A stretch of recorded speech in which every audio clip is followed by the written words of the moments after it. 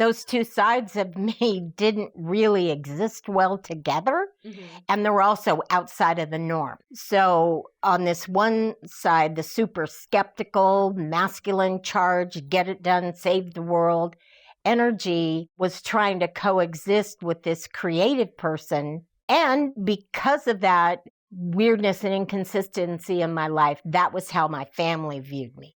But also, they'd been around for some of my drug-infused escapades. This is Only the Bold, where we have deep and intriguing conversations with fascinating humans. I'm your gay, ADHD-having, and compulsively, delightfully curious host, Gia Goodrich, and I'm on a mission to really understand the nuances and inner workings and mental processes of these incredible humans who are showing up in an incredibly bold, fabulous capacity and having a wonderful impact in the world. We touch on all the domains of life to really understand what it feels like behind the curtain when so much of the media that we consume is really concerned about how things look from the outside, all the fabulosity and sparkatality, which is inherently a part of every human being. On this podcast, we're excited to know what is all the underpinnings, the deep inner workings, all of the richness that goes into being the optimal version of ourselves. Because the boldest, truest version of yourself is exactly what the world needs. Hello, hi, hey, how are yous? I am really excited to be here today to just be chit-chatting with you. Today feels like a little bit of a breakthrough day for me because the struggle has been real.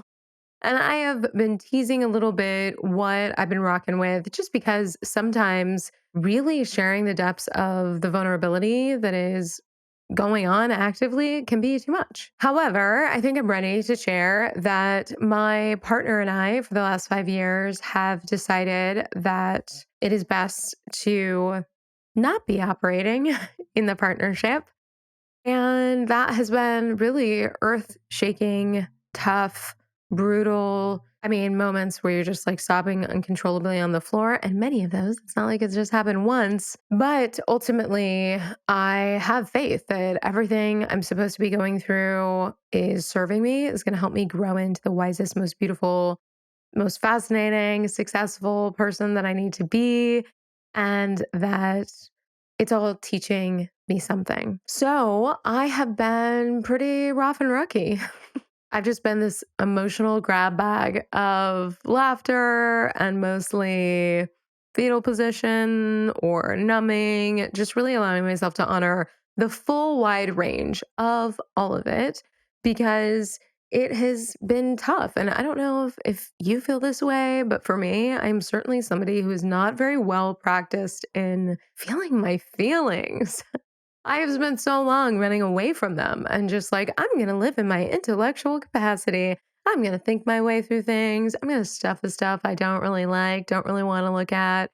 And, at some point, I do feel like the universe gives you a swift kick in the ass, an open invitation to examine and hopefully integrate all of that. So that's what I'm doing. And it is tough and it is deeply sad. And also, exactly as it needs to be. So I appreciate you fabulous, bold soul, you listening and just being in it, even energetically. These conversations are so grounding and fulfilling and exciting. And it means a lot to be learning what it means to be a bold human showing up in the world with you and having all of us do that together.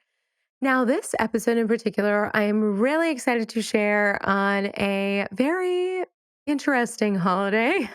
It is one in the United States called Thanksgiving that we celebrate. That is really about whether it's chosen biological family coming together to really express gratitude. Now, of course, we cannot have a discussion or even celebrate Thanksgiving without honoring the complex history of this colonization, occupation, all of the beautiful indigenous souls that were just ripped from the earth and their lands being stolen, and the way that we have appropriated a lot of the fabulosity and the deeply spiritual and moving practices that they have shared, and sometimes not of their own choosing, with us. And it's just really important that we honor that, the complexity of it. And it doesn't mean that we can't celebrate this day in the fabulous way that we can, where it's really filled with generosity and love and connection. But I think it's also just really important to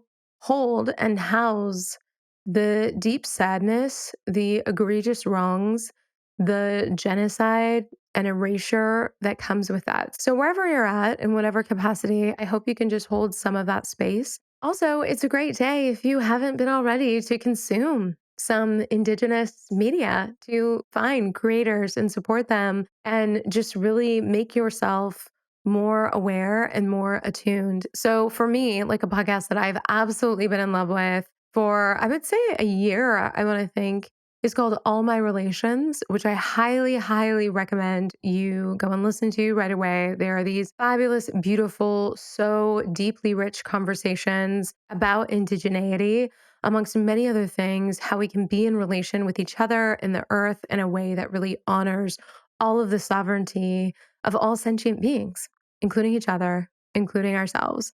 So we're going to link to that podcast, but there are so many places. I just really encourage you to get curious and really intentionally curate your feeds, your media streams, to ones which really reflect the beautiful diversity of perspective, and especially the BIPOC and particularly Indigenous voices of those people who are just really sharing so much perspective, love, humor, and sometimes anger, just the full spectrum of human emotion in a way you might not have access to because of the inherent censoring of algorithms. So you have to, a lot of times, intentionally look for it, but it is absolutely there for you. With that, on this day, I have a very special guest who is my mother. I'm talking about family. She is the rock of my life. She's a beautiful, amazing, deeply complicated, fascinating human who is a wealth of knowledge, particularly in art, but also in the way she loves and the way she sees people. And we have had such a wonderful journey and conversation that I'm excited to share with you, because one of the gifts in the way that she raised us was by being very transparent about the experience and who she was. I definitely know that the reason I am the way I am, someone who has access to compassion and empathy and love and seeing things from varying perspectives to the best of my ability, is really because of her and the grace and the prodding in doing so and really developing that skill. So she is such a fascinating person, from like singing in bathhouses in the 1970s, peak of the gay lifestyle, to being a conceptual artist, doing these interactive, immersive displays and performance art,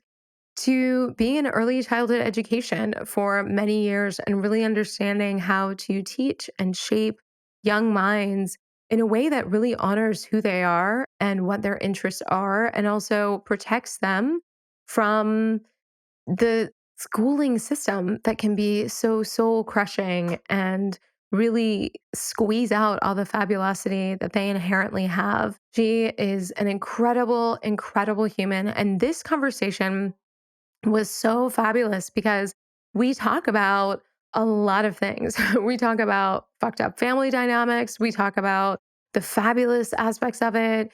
And then also the ways in which she failed me as a parent and ways that I failed her as a daughter. And we talk about spirituality. We talk about addiction. Like, there's just so much rich conversation here. And I'm grateful to share that with you, because when it comes to parenthood, I myself am not a parent, but I've really had modeled to me this beautiful style of parenting with my mother that is really human informed, like really allowing everyone to be the sovereign, beautiful human that they are. And also being able to communicate in a way and show up in a way that is really, really unconditionally loving.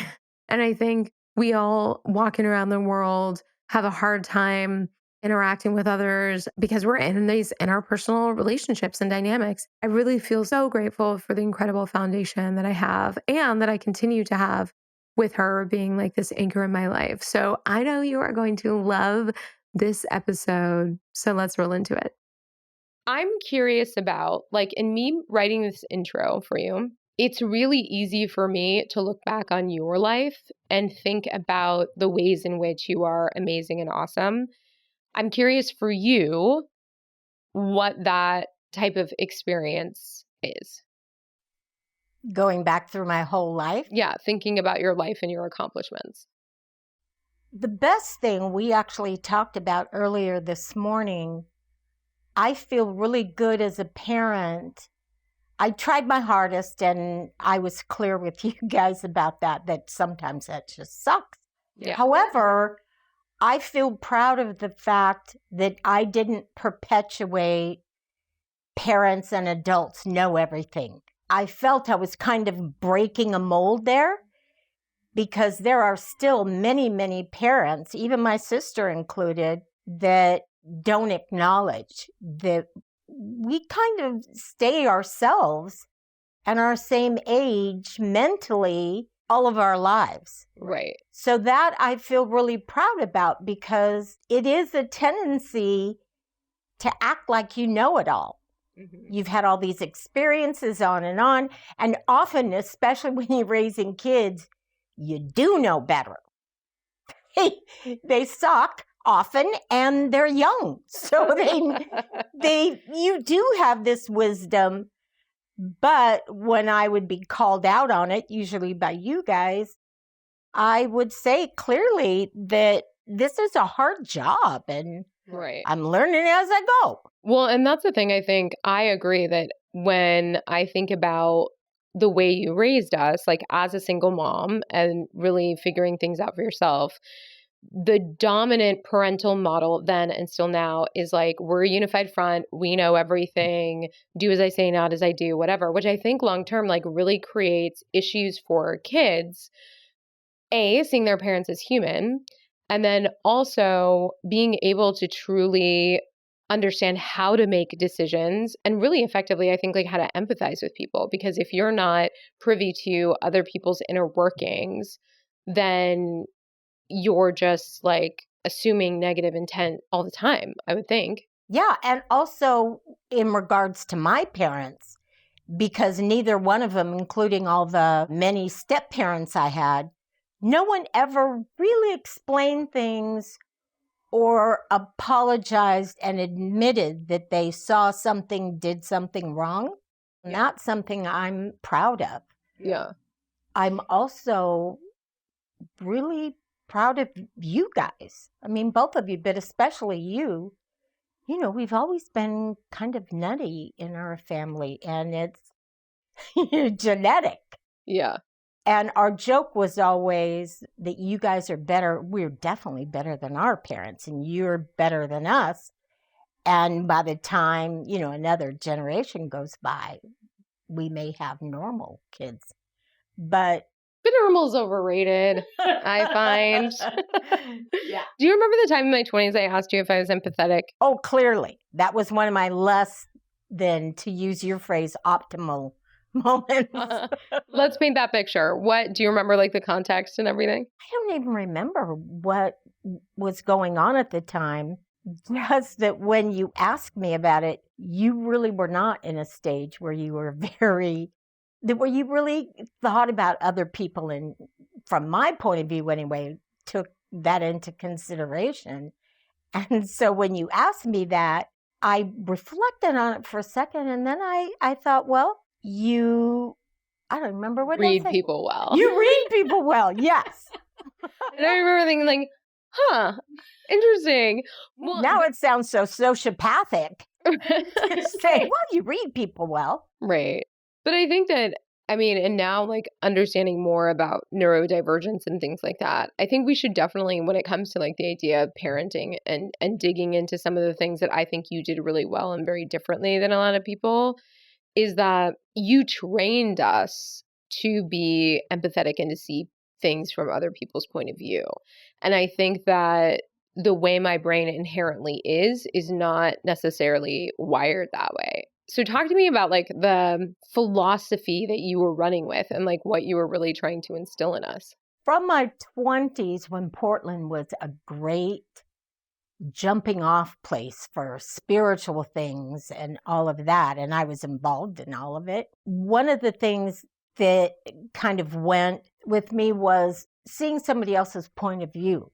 Mm-hmm. And you guys gave me a lot of shit for it, but I really believed that in that model of do what I say, it just wasn't effective or fair.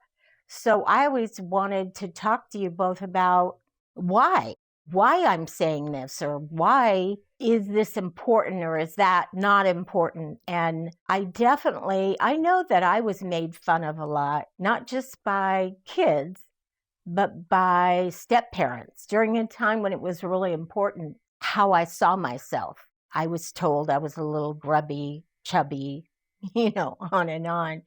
Ragamuffin. I know that's like a trigger shadow word.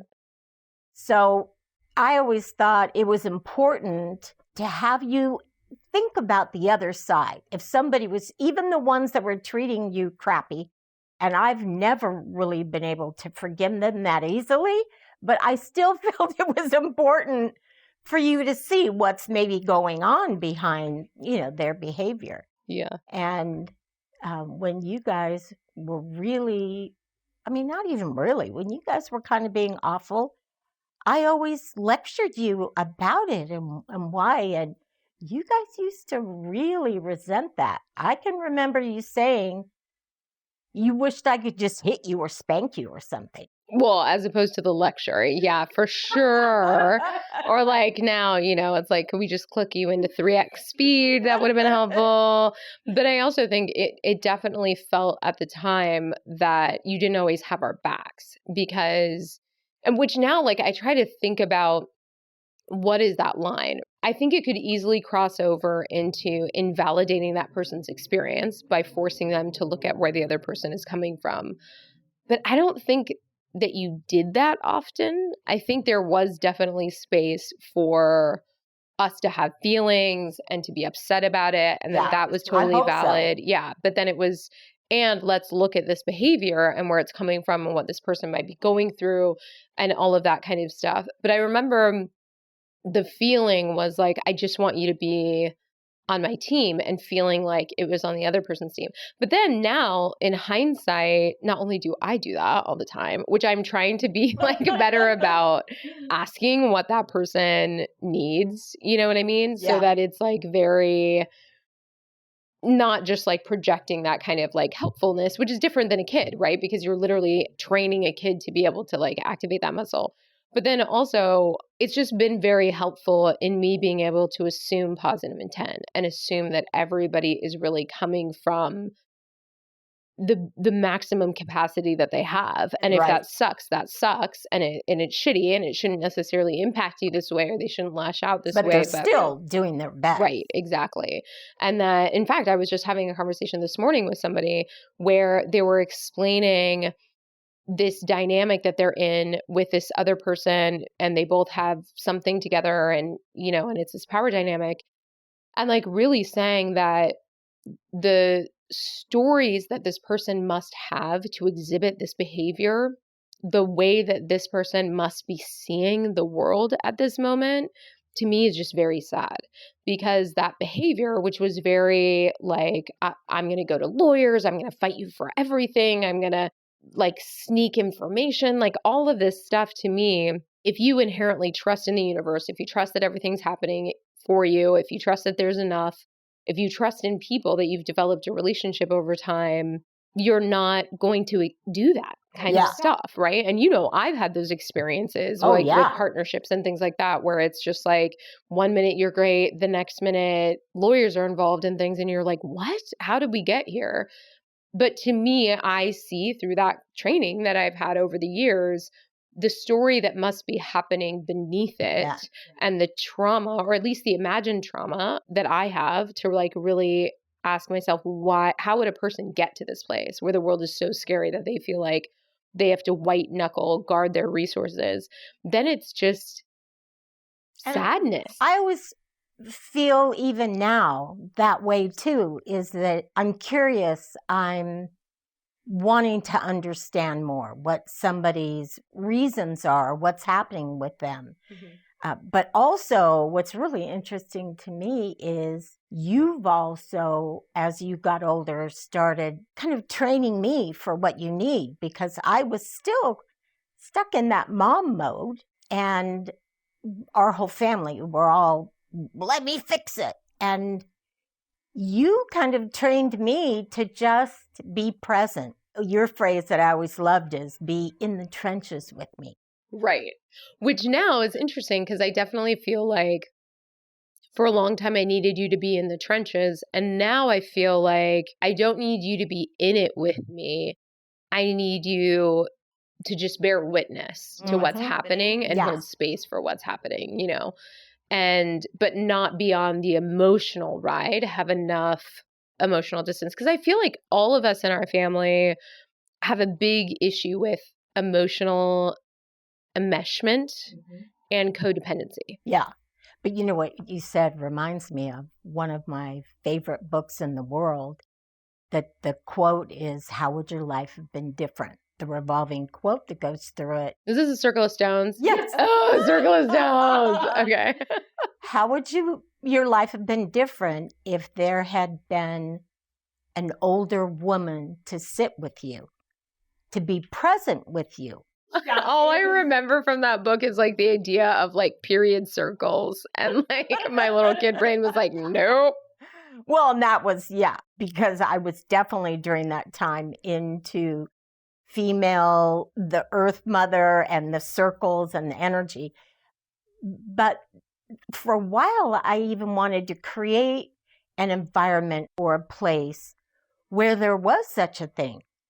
Just an older crone, and now we look at that negatively, but not negatively, an older crone that could literally witness what you're going through, be present without offering opinions or anything else, but to have another person be present in your moments, and you can cut loose, you could ask for it, but it's all up to you. They're there just witnessing you. Yeah, to see you and validate you. Yeah. Okay, so let's dig into this, because I think people who've been listeners of the podcast definitely have heard me mention you being like an OG Earth Mother / spiritual seeker, all of that stuff. So I know you did not grow up with any of that, like no religious undertones or whatever. So like talk us through your like 20s and onward spiritual situations. It started when I was a middle schooler, and I was living with my father and a particularly unkind stepmother. And we went to church every, Sunday. And I had wandered off and went down in the basement by myself. And I can remember at the time being horrified because I had this sense of all these people upstairs literally faking it. I mean, I definitely knew my stepmom was. Like, you're up here trying to be, with the God, and you're a nightmare. So, and this is a stepmother who would like eat almond rokas in front of you and not give them to you because you were like grubby, dirty kids who weren't worth enough to eat and them, would lock the cupboard so we couldn't sneak into things. Yeah, we're still mad at her. Yes. But while I was downstairs, I suddenly had this incredibly powerful experience where I just was overwhelmed with this feeling of love and knowledge too, because I really felt like I was in the presence of, I don't know, God something. So, and then it went away, but I kind of held on to that for quite a while. It resonated for quite a while afterwards. I would probably think months. That made me really fascinated with spirituality. And I read books on a famous past life gentleman that talked to spirits or whatever. His name was Edgar Cayce. And he was one of the first spiritualists that experienced past lives and so forth. And I was really fascinated with that, mainly because in my little brain, I thought it was impossible, just in a mathematical way. God is perfect. Oh, everybody agreed on that. And yet life was incredibly unfair. People that didn't deserve it seemed to have everything, and people that were wonderful and kind often struggled or had huge physical issues or, financial. And that just didn't add up to me. And I was constantly asking the people that would babysit us, during church. Who were probably like teenagers Yeah, or right. whatever, yeah. Full of wisdom. Yeah. But also the groups that we would go to. And no one ever had an answer for me.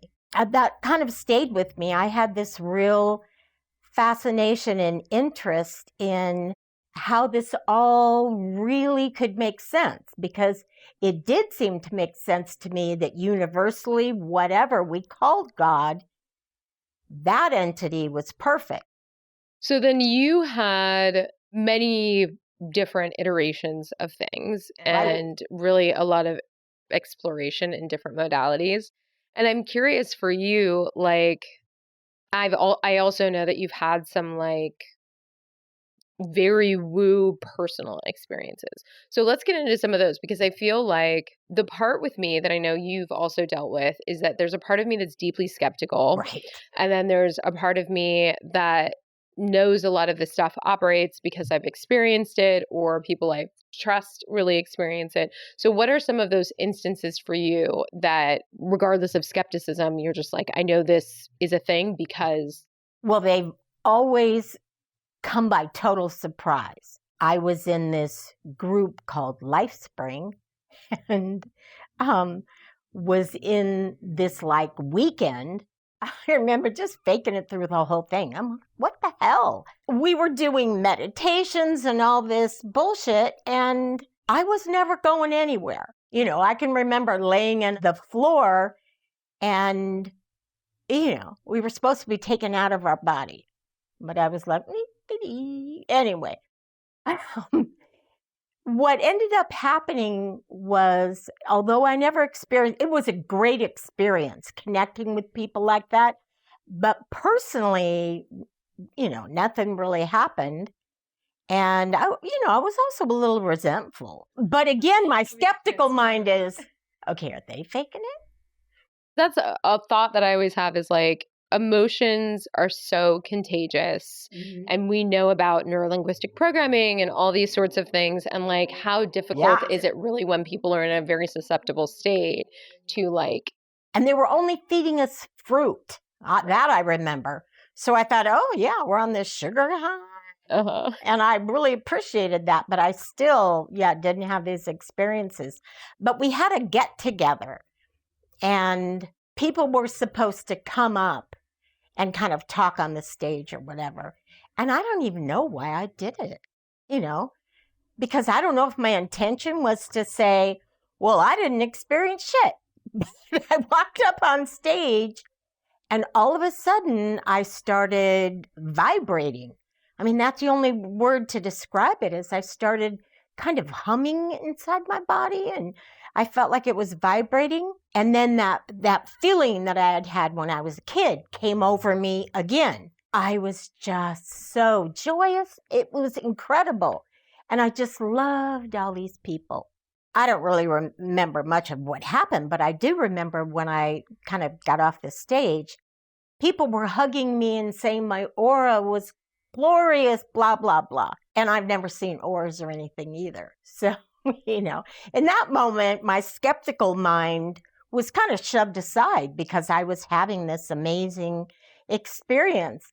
And I was supposed to go to my current boyfriend's house at that time or afterwards. And so I was driving and I felt like I was moving out of my body. And the thing that's always been so hard for me is, for a moment, I understood everything.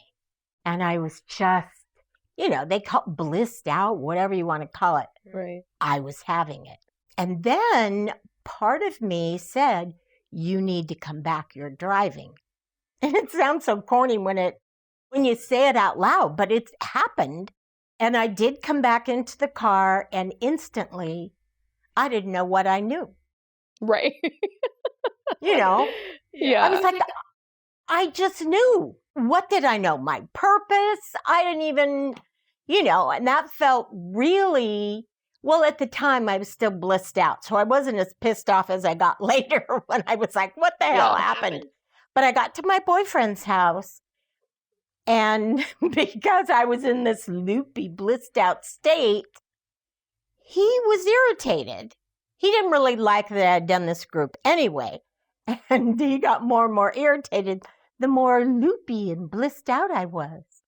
And so eventually, because I wasn't interacting normally with him, he got upset and punched the wall. And in that moment, I experienced this terror that I couldn't even describe. I just ran out of his apartment and ran into the parking lot. And of course, he's like, Diana, what's happening? What's going on?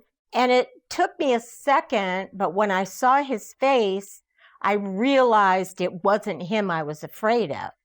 And so he sat with me outside, and I started kind of reliving this memory of where a different former boyfriend had choked me. And I had, in the moment I was being choked, really felt like he's going to kill me now. And he had been slamming my head back and choking me out and had stopped just in the nick of time. But the terror that I had felt, I must have shoved it down. I don't know what I did, but here it is like 3 or 4 years later, and all of a sudden it bubbles up. I also had become a hypoglycemic, where stress, all these things would make my blood sugar go way down. And you would like pass out randomly. Yeah. And like it was very serious hypoglycemia. Yeah, because especially stressful situations is where I remember it the most. Like I was doing displays at the time, and I would be bitching at everybody, and they wouldn't have this and they wouldn't have that. And we're opening a new store. And then pretty soon they'd come over, and there I was, just gone for a few minutes. And it was usually short, but still I would be passed out. So I heard this little voice in my brain say that I had healed it. And through this experience.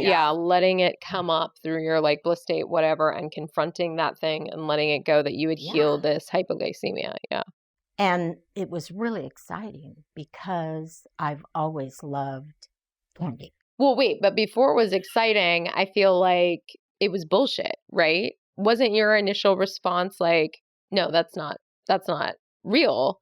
I'm going to go test this. Oh, exactly. Yeah. Yeah. With that little voice. And who else could it be? It had to be me. Right. Because I heard it and he didn't say anything to me. And so I heard that. And then I was, exactly. That skeptical part jumped up and went, oh, yeah, let's just see. And I did. I went and ate candy, and it was probably something absolutely terrible, like Snickers, that I love. And it was clear I was fine. I didn't have any reactions to it, and it was great. So I thought about that for a long time. I was like, holy crap, that stuff. And then I also understood in a technical level that things can be stuffed. Big emotions can be stuffed, and they can be released as well. Right. I've had lots of big emotions, and I actually even kind of tried for a while to go, okay, well, let's do some, horrible shit release. And I did massage techniques. And what's that thing that Desi's doing now? Reiki. I had a Reiki person that worked on me, and nothing else really came up or got cleared, like all the terrible childhood stuff. See, what's interesting to me about that is that, first of all, there is that somatic connection that like the episode with Nicole Sachs talks about, The Cure for Chronic Pain, that when you have your emotional bucket, it's full, you're basically your sympathetic nervous system, your body, in its wisdom is saying this emotion, this feeling is so scary. We're going to do everything we can to stop this from coming up and threatening. So we're going to make sure that like you have fibromyalgia. So you're like slowed down to the point that this isn't going to happen, and that you have migraines so that you're not going anywhere, and we're going to protect you now. And that there are ways to really transform that, but it has to do with dealing with and ultimately like healing the emotions and things like that. And I felt at the time, so then I started reaching out to different types of, not religious, but different methods for releasing this stuff. Yeah. One was psilocybin. Right. And mushrooms, but it was also fun. So I, tried some psychedelics, mushrooms, some different things like that, and neurolinguistic programming. Mm-hmm. Still nothing, really released it. But throughout my 20s, I did these different things, mescaline and... See, but the thing, like, if I were to think now with the understanding that we have, I wonder if it was the trauma that was living in your body was so much that you really didn't have the capacity to deal with it, Yeah, that sounds familiar. Or maybe A and B, that, and a lot of these modalities were more externally oriented. I wonder if like the automatic writing, if any of that would have revealed things. But I also think like there was a moment, I don't know if you remember, but many years ago, I was seeing originally someone who was your hypnotherapist who ended up taking her life without telling me. And so I was like, there was a moment there where I was like, Gia, you're so fucked up that even your therapist would rather not stick around than listen to your shit. But anyways. But she wasn't my hypnotherapist. She no, was in you a knew group her, with me. Right. But she was my hypnotherapist for exactly one session, because she took me to this place, even though what came up was so abstract and whatever that it wasn't clear to me.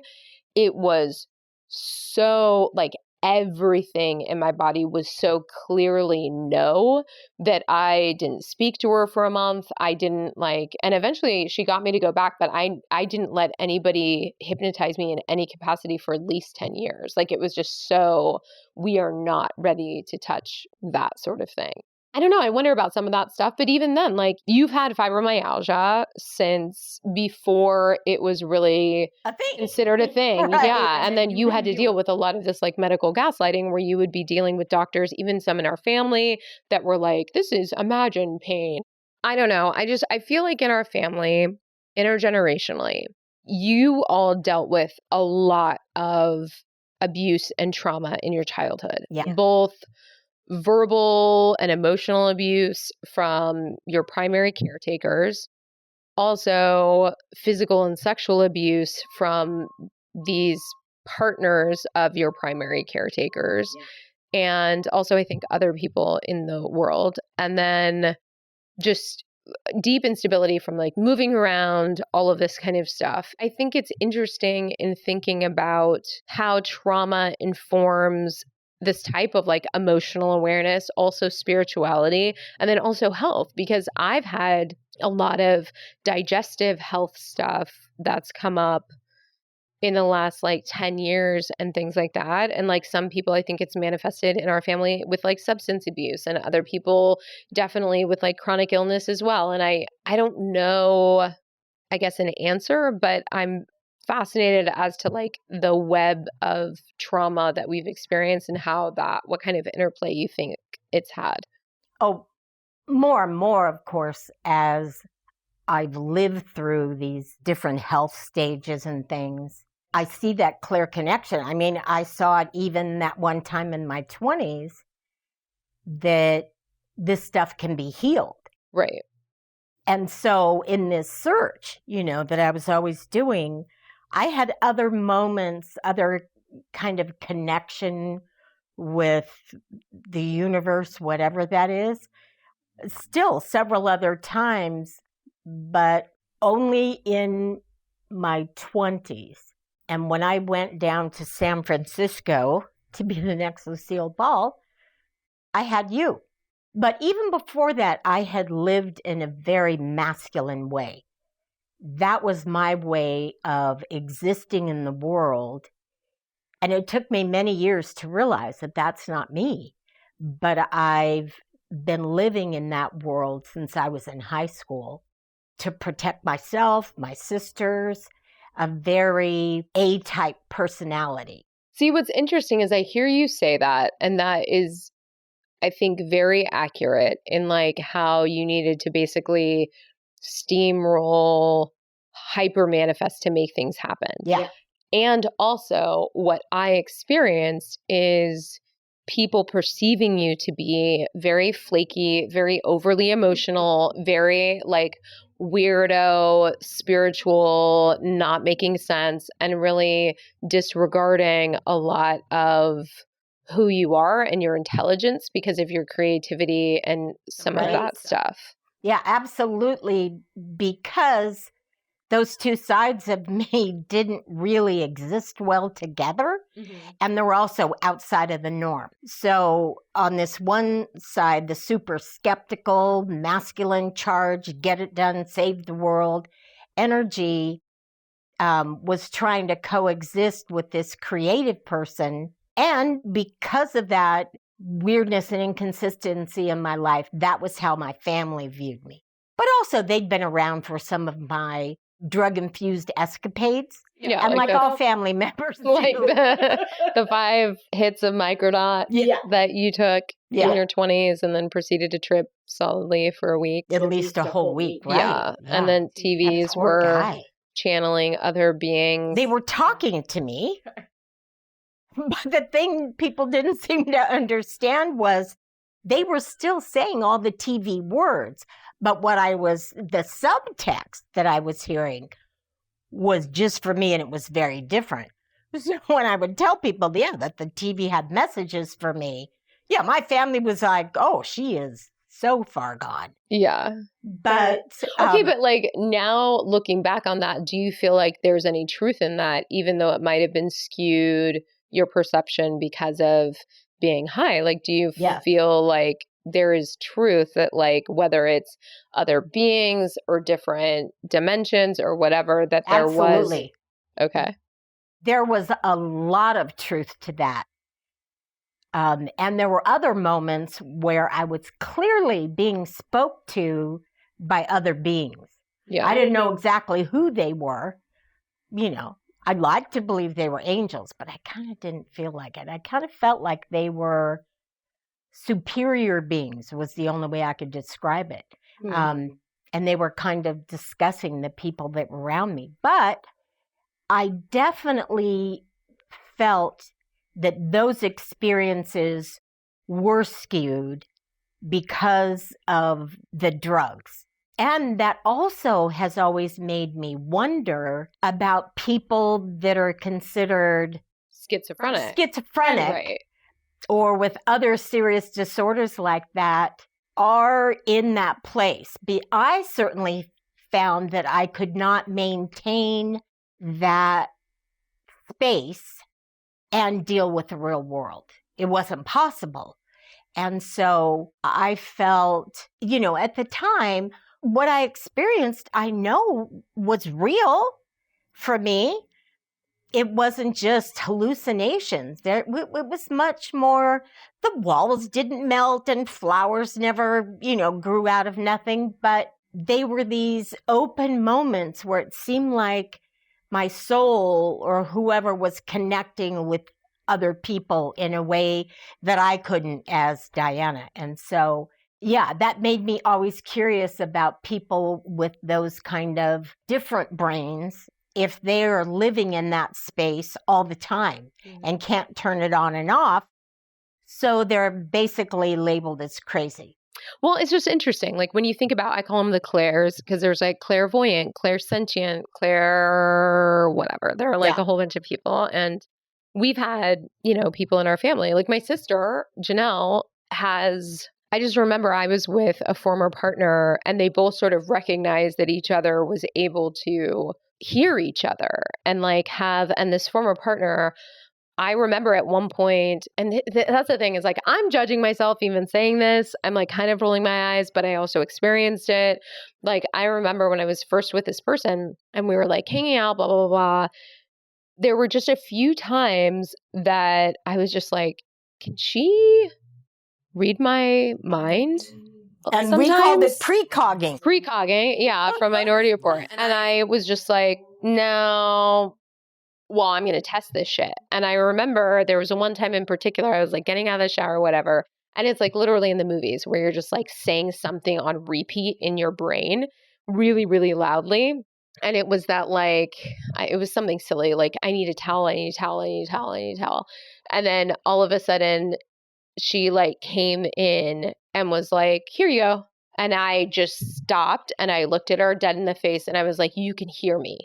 That's and amazing. And then I saw her reaction and that's how I was like, oh, fuck, like this is, because, like people, it's really hard for people when they're being surprised to really hide their genuine reaction. If you pay attention to micro expressions and things like that, like it's very hard. And I saw on her face, that's what really solidified it for me is I was like, whoa, like I know that that that's what just happened. Okay. And then we had a long kind of conversation about her personal history with it and whatever. And like that it wasn't something that was like 100% all of the time, but whatever.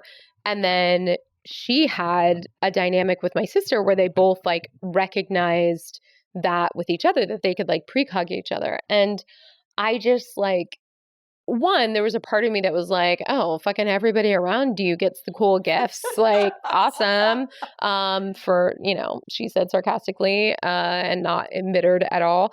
But then also there was just this place of like I remember feeling exposed in a way, being in a relationship with this person, never really knowing where and when I was having a real private inner dialogue without her being able, could hear it, yeah. Because then it opens up this whole other can of worms about people's gifts and knowing things and like aura fields and interacting with people, how much people can know and all of this kind of stuff that to me feels like expansive, open and exciting and also low-key terrifying. Well, one of the experiences I had, and I think it was still with that LifeSpring group, I had been invited, I think it was LA, but I had been invited to go to this party.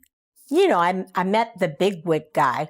I remember he had really weird, big black eyes. But anyway, and, I was intimidated by him. I didn't know him from Adam, and I was just some schlep from Oregon. But I was hanging out in the kitchen, and I heard someone talking to me. And of course, it's not a big deal. I just looked around to see who was talking to me, and nobody was. And that was really kind of odd.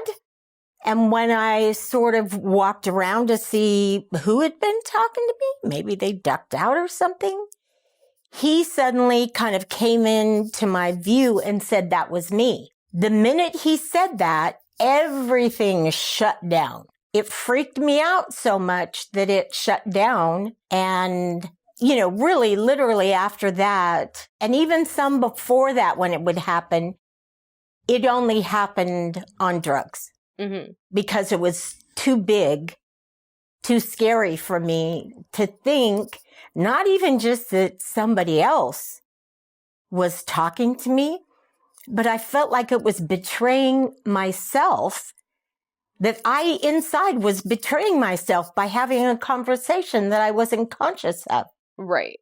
That's messed up. I wasn't aware. Obviously, I'd been saying something to him. Yeah, which is the exact feeling I had with that hypnosis session, that it was like there was something internal happening. And, like for people who've never gone under hypnosis, it's not like you're not aware. You are aware, but you're just not driving. And I think that's that experience of like, I'm I'm aware that I'm saying these things, that I'm going these places, and I wasn't open to something that I wasn't able to deal with, and had that same huge like shutdown phenomenon. And I'm curious about like how you think about it, because we've talked about this, that I'm like just now really understanding that everything that I want to become and grow into and even achieve, all of that stuff, is on the other side of feeling hard emotions, and that I have spent my entire life running away from feeling, period. Mm-hmm. It's almost like I don't know how to really feel. And like a great weird example is when the Fox and I went to Mexico this last March. We were in this beautiful Airbnb in Cozumel, and you go out during the day, at night you're resting, and we were looking on Netflix for something to watch, and The Octopus Teacher came on, or as an option. And I had for months like this, I just knew the emotional tenor, like just hard pass no. I knew there were going to be emotions in that I was not wanting to feel. And then for some reason I was like, okay, well, yeah, let's do it. And she was like, are you sure? And I just said, yeah. We got to the end of that film and I sobbed like top 3, like it's in the top 3 times ever in my life. I was crying straight for at least an hour, but probably closer to 2. Like I had to go to the shower. I had to move different places. It was so intense that the next day, like I had like a cold, because I was just so, to me, and thinking about that, like that film is like so gut-wrenching and beautiful and all of that stuff. But obviously I wasn't crying because of that. Yeah. But they're just, I don't know, like there are so many. Yeah. And I think like we've talked about our family about being hypersensitive, and like. For me, I can really relate to what you're saying about emotions, especially in my A-type survival place. Mm-hmm. I went to a women's group where some of my childhood stuff came up. Is this when you were swinging at the pillow with the bat? Yes. I just remember us as kids, like, what is mom doing? So there's, no. And then there was spy on me. Yeah, because there were these little slits in the doors, and we'd like peek and see you like beating the shit out of that pillow with a bat. And I had talked to this counselor about it, really worried. And she said, there's nothing to worry about. Just let them know that you're going to be fine. She says, that's the only thing you need to do is just let them know it's okay and you're going to be fine. And so I did. And then I also allowed that for you guys to peek and watch. And it made it kind of funny. But my whole body would vibrate sometimes. It would get all tingly when I would do that. So yeah, that was the first counselor that I'd gone to. And a great family memory about that for me was one of my sisters saying to me, I don't think that's even helping you. You need to just move on, get yourself dressed up. I'm sure you can think of which sister it is, and go out and meet somebody. Right. Talk about totally minimizing, but I knew that it was powerful. It was helpful for me. But so, yeah, I mean, I've had these big moments where I'm probably the reason for taking you to all the different types of spiritual communities that we tried, from Buddhism to the Baha'i faith, was looking for a spiritual community for you guys, but also for me where I could feel safe, I think, to open up with my emotions. I feel like we never did. I was glad that you were at least... Nichiren Daishonin was not it. Not it. I love how, like, you stumbled across probably the one form of Buddhism that is the most militant, dogmatic, and ritualistic. And my problem had been them wanting us to recite this text. Yeah.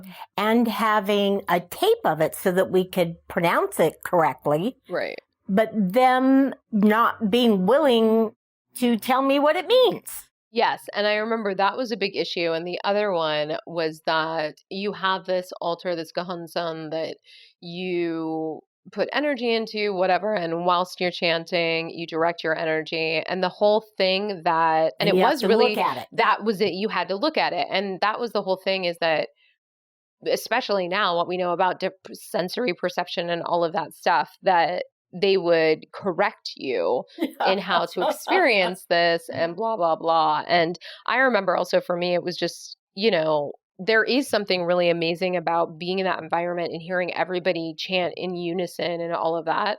That felt really good and really spiritual. And right. Yeah, I loved those kind of energetic vibes. Yeah. But the thing is, this is like really pre-Google. There wasn't any articulation as to what this meant. And so for some people, I'm sure it's fine to be like, okay, this is great. I'm going to nam myoho renge kyo. Spiritual. Right. Well, and being who I am, instead of just going with the flow, I would get off track easily. And I can still remember that phrase, hobo chicken. Yeah. And so my mind, every time we would come to that, I would even phrase it like you would say in English, hobo chicken, because I just couldn't, I just rebelled. Well, and also, can I tell you, for me, the issue was all of these predominantly white people being in the space, policing all the vibes, and then also getting into it and be like, and I guess if I think about it, like there are certain words that we do not say correctly. Like chakra is not pronounced chakra. It's like chakra, which probably even then I'm not saying it perfectly. Same thing with like tortilla or whatever, right? And so, yes, there is, do I appreciate it when somebody is really trying to use the correct pronunciation? Yes. But I feel like there's a fine line between that and the kind of performativity of I am going to try to make myself as ethnically spiritual as possible by overly pronouncing these things. And I just, to me, that aspect of it felt like. Well, I think that word performative is very accurate because, again, I've always had a sense of what people are feeling. Mm-hmm. The faking it energy in those situations would always also be kind of big. If that hadn't been there, there are a lot of things I could overlook. Right. But the hobo chicken and which is very spiritual, like let's just know this, even though nobody explained it to us. There has to be some deep spiritual meaning between or with the hobo chickens. Very spiritual soups. Yeah, I'm actually really interested now. I know, now we could Google it. We could Google it. Figure out we what should it do is. that. Yeah, I don't know if we could get the correct spelling, but yeah, that's kind of interesting. So part of my search for a spiritual community was to be able to connect emotionally. It's so fun to talk about these things because that's more important to me than really my so-called accomplishments, these different phases. And what all this had just reminded me of was that I seem to collect thoughts and statements and things that I gather up through my life and keep with me. And one of the things that had come to me regarding feelings was me sharing with that first counselor that I felt like I was faking it through my life as a parent. And people would say, oh, you're a great parent. But I told her I felt like I'm acting in my own life. And she said, try to be present. And being present means you're not doing this and that. It's not your body being there. And your kids don't need a lot of it, but they need it. So try to find times, whether it's, she actually kind of gave me a formula. She said, try for at least a half an hour a day, undivided attention. And so that was a model that I really tried hard to follow, because to me, knowing that it was doable, so then it didn't matter if I'm acting in my life or whatever, as long as I could give you that undivided attention to help you grow, like our favorite movie, Make It Grow, Krista. You know what's funny is it's actually Help It Grow. We've just been saying it wrong like literally for 25 years. But I like Make It Grow better. Not that I'm biased. Okay, so how did you fuck up as a parent? Oh, well, man, I've got a list. The biggest thing that's actually also kind of funny, my biggest mistake as a parent was not being consistent. And you guys were in middle school before I figured it out. An important part of that was especially the consistency of, this is the result. If you are fighting, we're planning to go to the movies. But if you two are still fighting in the next whatever couple minutes, then we're not going to go. And naturally, being kids, you would continue fighting. And instead of being consistent, I said, I would yell at you. Right. And in a sense, give you another chance, because I'd say, I mean it, whatever. If you can't stop fighting, and I would do that often, and then whether we went or not, which usually we would go, I was mad at you. Right. And you might have stopped fighting because now you knew I was mad at you, but it took me years to really get it. The reason I was mad at you was I wanted to do it.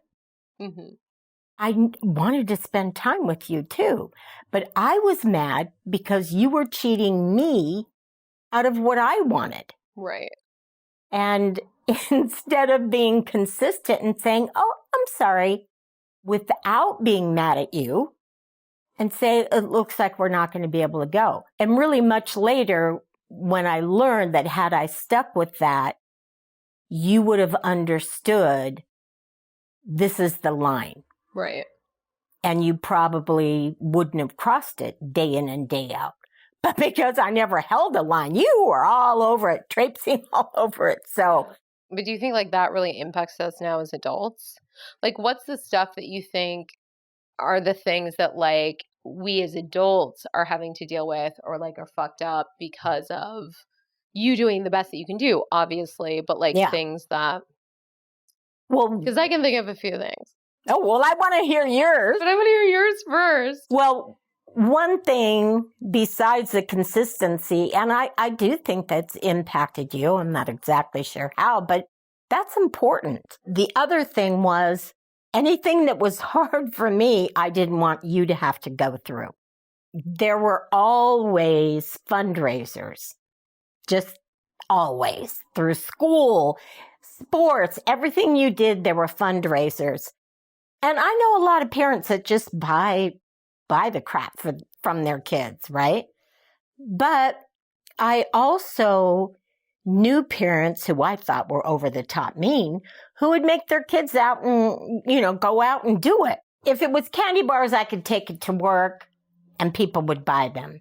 But for many of the things, like the wreaths or selling ads in a little booklet or things like that, do you remember I would go with you? But again, I would be really bitchy about it because I didn't want to go. Right. But I also didn't want you to have to go out by yourself. I knew how traumatizing it was. And again, it's probably like that basic nature of mine that it was so hard for me to do it. I didn't want you to do it, but I certainly couldn't buy these ads myself. We had to. And so that was one thing, is not having you be responsible. Right. And then another last thing was me not managing my money well. I created financial crises for myself because I had a hard time paying my bills, and often, instead of really saving or whatever, I wasn't good at managing my money. And then I would compound that by just not handling stuff. I would get overwhelmed and I wouldn't handle it. Because I also like now having you move back, I'm like, you 100% are undiagnosed ADHD and attentive type. And so I feel like that is also a big theme that if you think about what you've been able to do as a single mom, whatever, I'm very impressed. Okay, so that's interesting because the money thing, I think for sure is something that, which again is like, it's not something that is unique to us, right? But like that kind of, and people have different money issues that they need to work through. But I think the inconsistency and the shame around money, like I remember getting the car where you possessed or whatever. I remember like one time in particular, like it was resolved within that day. So it's not like we really had our car taken away and could never get it back. But it was, now I understand it was probably like there weren't automatic deposits or whatever. Right. And, things like that would be really hard for me to even manage to stay. So I would agree definitely with money. And then also like being in those situations where we would, I think also like really prioritizing the things. But I don't know that I would do it any differently, right? Like I remember there were certain things that were very, very important. Like one year it was a Game Boy that was like very, very important, and you always found a way to make it work. And I wonder if, maybe a different way than doing that would have been to prioritize the financial stability. But again, like I don't know if I would have made a different decision. Well, then some of that was in relation to my upbringing, where we often were very poor. When we lived with my dad, he would often find ways to get us things, but really they were illegal. Yeah, it was like creatively acquiring, i.e. Yeah, even though he never outright stole things they for fell us. off the back of a truck, Yeah. for sure. And so, and then we would go through periods where, we really didn't have two nickels to rub together. And my mom actually was very creative, but she would crochet dresses for Barbies and things like that. But I didn't want you to feel like I did sometimes as a kid. And so I did push the envelope to make sure, and that probably contributed to financial crises later. But we felt that way nevertheless. I don't think we ever felt like dirt poor, right? But we definitely absorbed the shame of like EBT, food stamps, whatever, on occasion when we would use it. Or like I remember middle school is when it really clicked in, going to our friends' homes and being like, wow, like these are giant Alameda houses. Right. And then, they're coming to North Portland to our place, you know what I mean? And the North Face jackets and the Mini Coopers and all this kind of stuff. But I think more than anything, it's like the repeated stories of like robbing Peter to pay Paul, just things like that like over time you start to absorb. So, okay, so money is one, but then I think there are two other major ones that I'm fascinated that for you. And I think as I say them, they will very much click into place for you. One is the body stuff, relationship to food and body, because in context, in our family, everybody is short and stout. And there's always been this shamey, diet culture-y, really intense energy, eating disorder energy. But never focused on you two. No. Always on myself. Well, and not just you. I'm talking about all the sisters. Yeah. Like it was just such a constant topic of conversation. Like you're good if you lose weight. If you lose weight, if you're bigger, it's not as good. And constant, this idea that it's a constant struggle, that weight is a constant struggle. And yet there wasn't really a lot of conversation that I recall around health. So it was like this food and family and all of this. Food is love and happiness. Junk food, fast food, family get-togethers, all of that stuff is not healthful stuff. Right. But then we all want to be on a diet and be lean and whatever. And a lot of that still goes to this day. Like I will be at a family event and like jokingly kind of get shamed for being very intentional around the way I'm eating. But then also like 10 minutes later in our interactions, it's like, oh, I'm going on the 7-day diet, whatever, And it's kind of like, okay. And then also me being in dance and in acting and these places where then the other adults and coaches who are trying to help me get to success have very prescriptive stories around how I would need to change my body in order to be successful. And that was always very hard for me because you especially were very aware of other people and their weights. I knew for a fact that it was just, I don't know, bad luck that most of the people in your life in dance, our neighbors, your best friends were just built pole thin. Bean bowls, yeah. Bean bowls, yeah. And I also knew that changes with puberty. And I would always try to tell you that, but you were often inconsolable about that. And then we still joke about how I'd also say you're built for power and speed and, you can do things that these kids can't. And I was proven right because, again, in puberty, all these friends filled out. And I leaned out. And also, but that's the thing that's interesting is that you were consciously, in terms of stories, very supporting of me loving my body the way it is and all of that. But I think it just goes to show that so much of the stories that we actually embed are the subconscious ones that come from modeling and observing and all of that. Because I remember that because you have a history with bulimia, that was something that was like very much in the consciousness of everything. And I remember one time very loosely you fronting me about purging because you saw food residue around the lid of the toilet. And that was like very triggering for you because you knew exactly where that came from.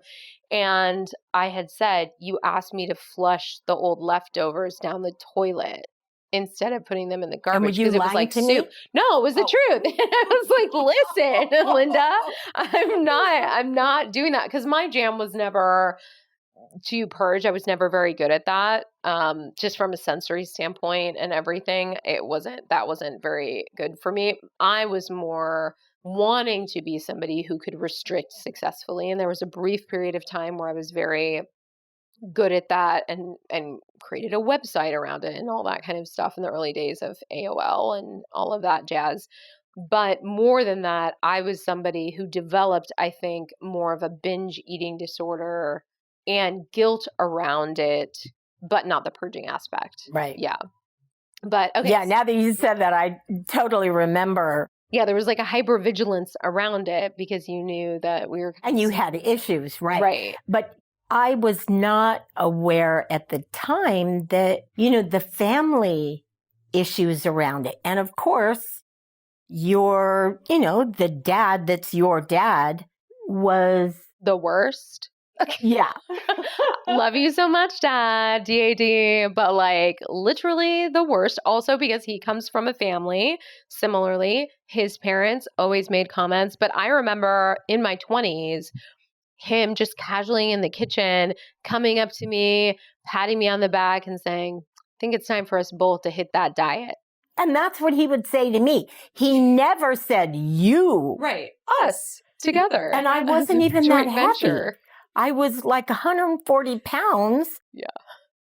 And he would come at me and say, we need to lose weight. Right. And I can even remember arguing with him and saying, look, I accept you the way you are.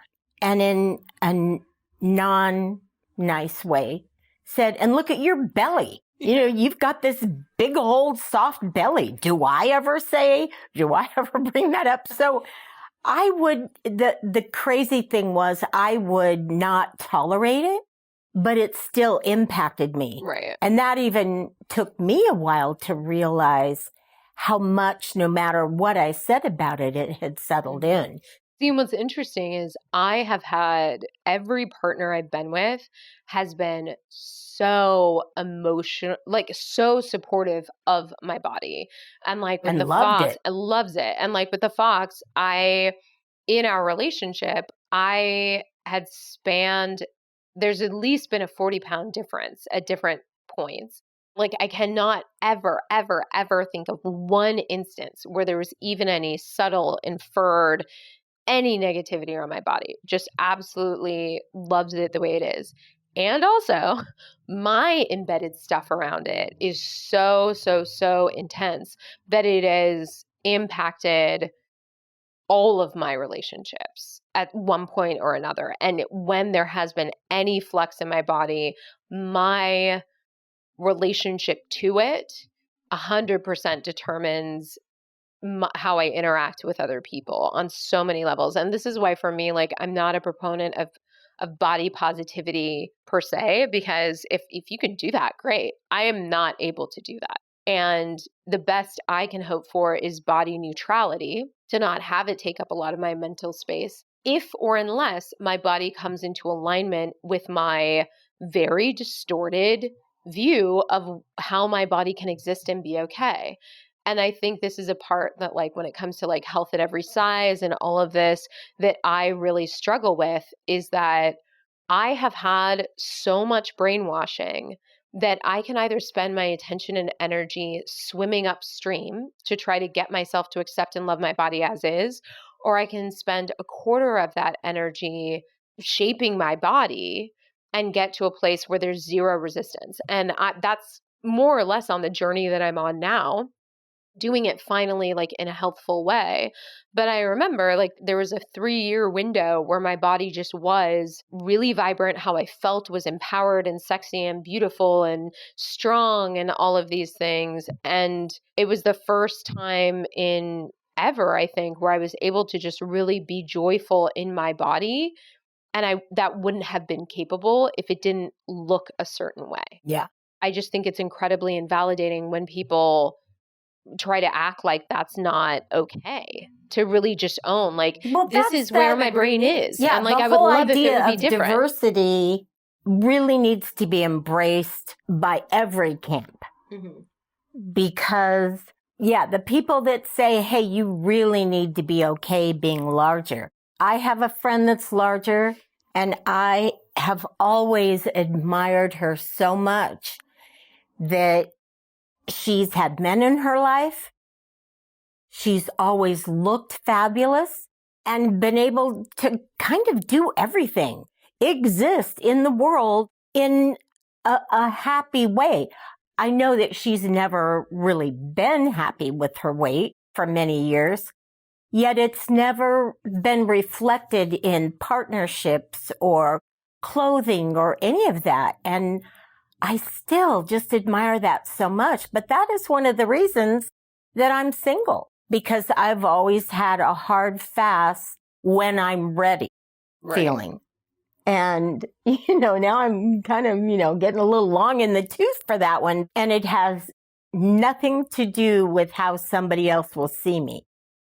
It's how I see myself as a woman to feel like a sexual being. Well, which makes sense why all of that stuff filtered into me. But also, I think that what I'm learning now with Operation Healthy AF, which is now like 47 days in, is that it's not, yes, a part of it is that my body looks different, but the change isn't that dramatic. But because I know I'm stable around my food and feeling good about all of that stuff, I feel like, so it's like maybe the ratio is my body has quote unquote improved according to my distorted view 10%, but I feel 80% better because of how I'm caring for my body. Yeah. And I think that that is an important nuance when we're thinking about some of this stuff. And part of the conversations we have a lot is like, if and when you start prioritizing self-care and really create that self-discipline, which of course I'm really working on, but it's more like a self-trust, like where I say I'm going to do this thing that's going to prioritize my body and I do it. And having that pattern of my body being able to trust me and me being able to trust my body, that creating that sort of kinship, then I feel so much better in it. Well, and also part of your self-care is eating better. Right. So you actually feel there's better less as well. inflammation right? and my body is working better. Yeah, for sure. Okay, so we have body. There's one more. The emotional enmeshment, which again is, well, and also just to say around the food stuff, like I definitely have, which this I feel like goes without saying, but other people don't know that I say this a lot to you, that like I have deep empathy and really am so impressed when I reflect on my childhood, like the amazing job that you did do. So to talk about the ways in which you fucked up is really just because, of course, fucking up is an inevitability. Exactly. So, but in my really incredible, loving, multi-year relationship with my niece, who for the last 7 years, the majority of Tuesdays or Wednesdays we've spent together, is I can think about, there were some times, now this is years ago, and I was very much into keto and really vilifying carbohydrates. I know some of that stuff was transferred, right? And even though at the time I didn't think I was doing it in a shaming way, and that certainly wasn't my intention by any means, I think there's just stuff that leaks out when that's what's on your mind. Because I've softened in so many ways about diet, or diet, lifestyle. I mean, I've become much more, that's interesting, Freudian slip. I was going to say I've become much less judgmental. Interesting subconscious. I've become much less judgmental around just everything, right? Because you were pretty rabid. I was pretty radical and because I was a very early adopter. And so there weren't keto bars. Everybody was like, you're wrong. This is not okay. And, blah, blah, blah. So I definitely approached the world with this kind of elbows out, prickly, we all need to do porcupine, this. Porcupine kind of energy. But even seeing like in my way, I definitely did that. So it's really easy for me to imagine that if I had somebody over all these years that I've been struggling, who was always witnessing and absorbing, that I would be passing along so many of these things. So the third one is the enmeshment piece. And I feel like this is the classic trauma response that we can look at intergenerationally. But this idea that if you're not okay, I'm not okay, and that I need to protect you and your experience and somehow shape you and your experience. And I think for us, it's happened both ways, that even in childhood, we felt responsible for you and your emotions, and you felt responsible for our emotions. Right. Even our not big, but our Three Musketeers declaration kind of sets that up. Right. The one for all and all for one, rather than I'm the parent and you're my children. We all, we're kind of friends. I mean, I definitely was a mother figure, but a lot of people struggled more than I did with their kids growing up. Which I love that. I mean, that's the thing. It's like, it's not, if I were to try to shift it and rewrite it a little bit, it would be that there would be more stability financially, because that would extend to emotional and all of this stuff.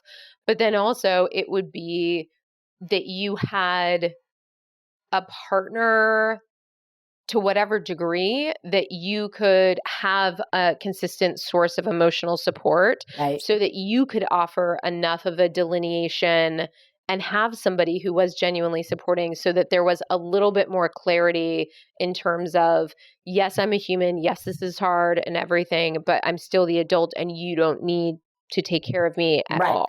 Yeah. Yeah. Yeah. I can totally see that too. And I always felt lucky because so many of my friends, and I would say it's kind of the way it's supposed to be, but their children suck. Yeah. And they think their parents suck. Right.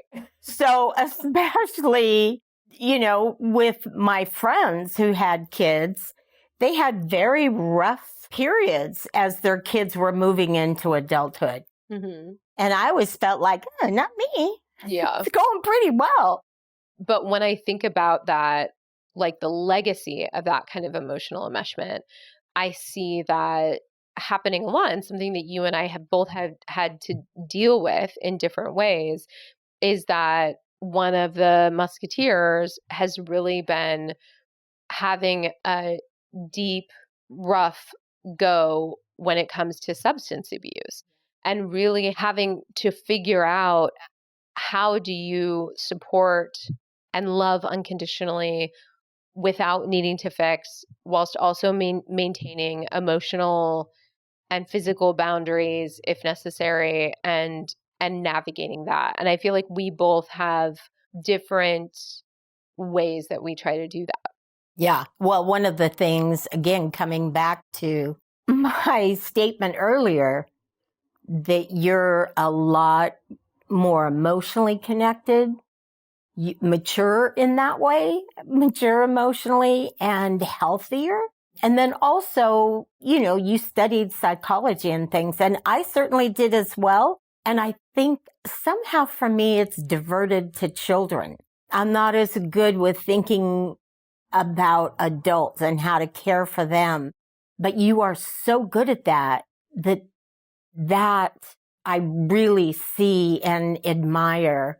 And I'm always glad when you can be in conversation, because I do recognize that I don't even know how to say it, so traumatized for your sister, and, just feel so badly, and for my screw ups. And honestly, she does not, I think, portray my fucked up parenting in a fair way. She always thinks I'm better than I was and doesn't want to hurt my feelings, I think, by being just blunt and honest about it. But then again, we're not close, and it's so hard to try to navigate that. You're not physically close because she's physically on a close. Yeah.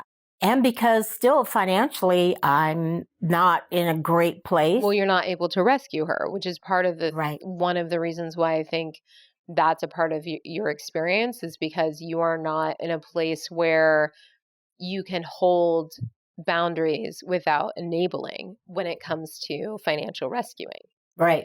And to me, like, one of the things that has been really tough for me to reconcile, and this is, I guess, the nuance with the being in the trenches, is that instead of me thinking and spending my energy thinking about what would it be like being in those situations, and how hard must it be, and how scary must it be, and getting really emotionally activated in service or help to no one, is instead of that, where I put my attention and energy is, what is the magic that can come from this?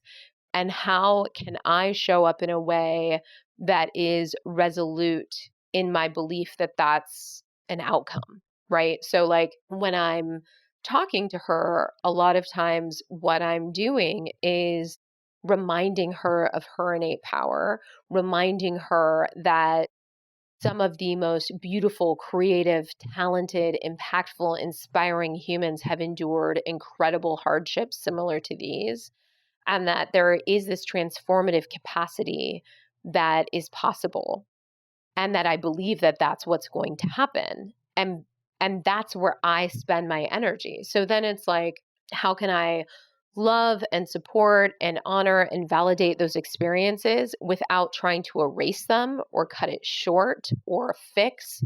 Because I do believe that everything that is happening is in service to her. And it's like, yeah, if I could wave a magic wand, would I absolutely like have it jump, skip 20 steps and just jump to like her being, I'm clean, I'm sober, I have a New York Times bestseller, I have a movie deal, and so-and-so is going to play me, and I'm doing these talks and everything, and I'm transforming all these lives.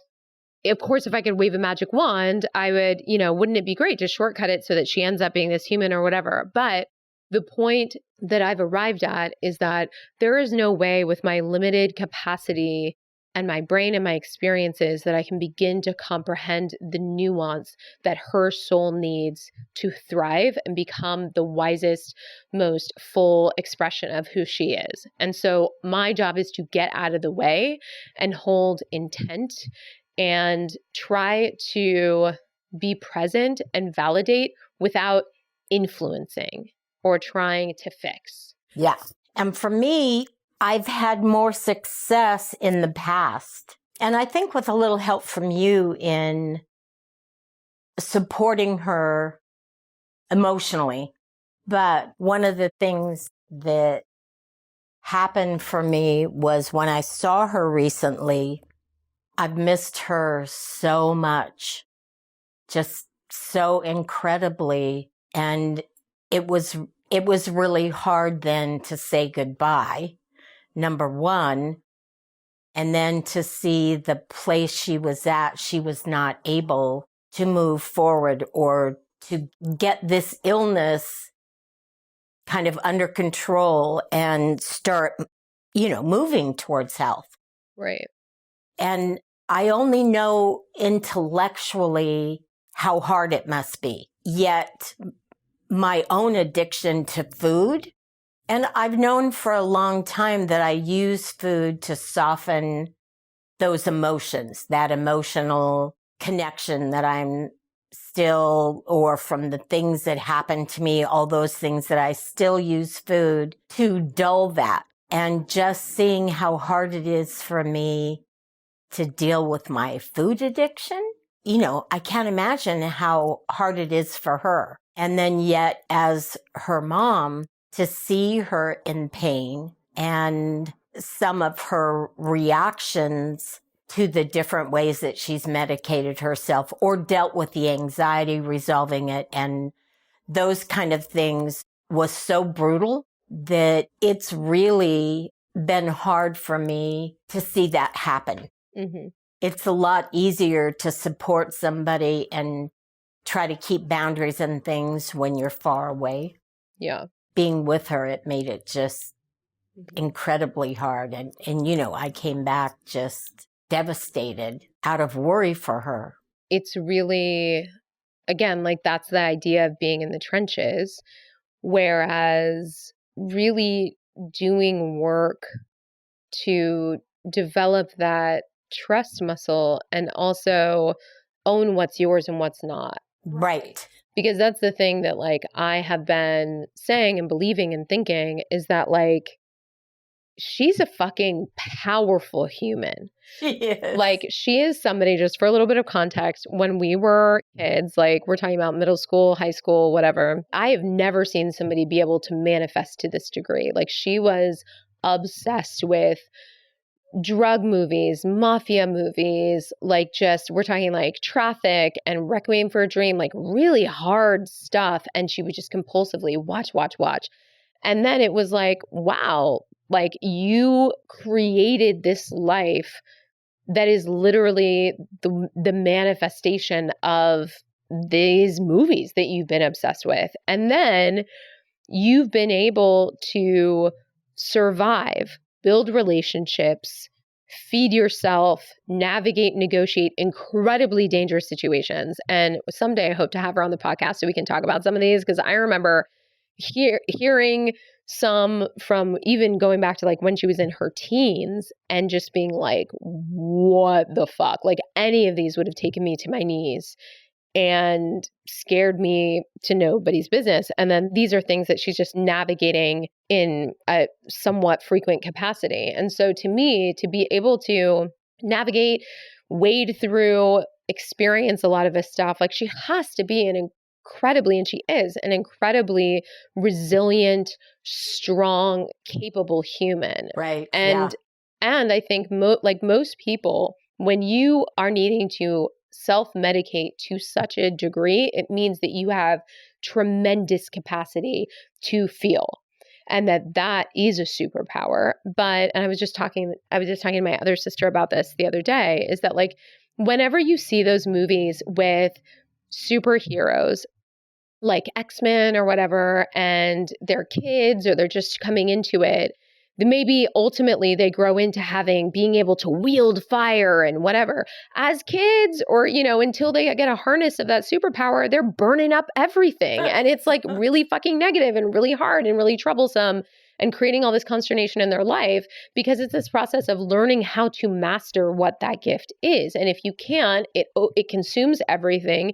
But once you are able to, it becomes this thing that is way more powerful and beautiful and transformative and has this wonderful capacity. And I just see that, and I know that to be true for her and so many other people who are having this deep drive to manage the incomprehensibility of the emotions that they're feeling and the experiences that they're feeling. And that if and when they're able to really integrate that, like, these are the humans that can really transform and change the world in deeply profound ways that maybe I wouldn't be able to because of those lived experiences. And so again, going back to it, trying to save her from this ultimate destiny when who knows how many people she could influence and change and inspire. Well, and I know for a fact that she's already been impacting several girls in a very positive way. Mm-hmm.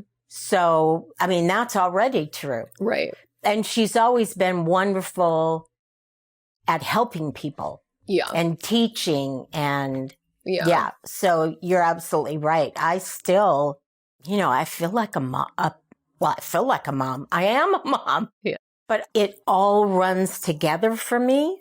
Knowing, like you said, how powerful she is and creative still runs right together with this little person that, again, I did not provide enough of a safety net for when she was younger.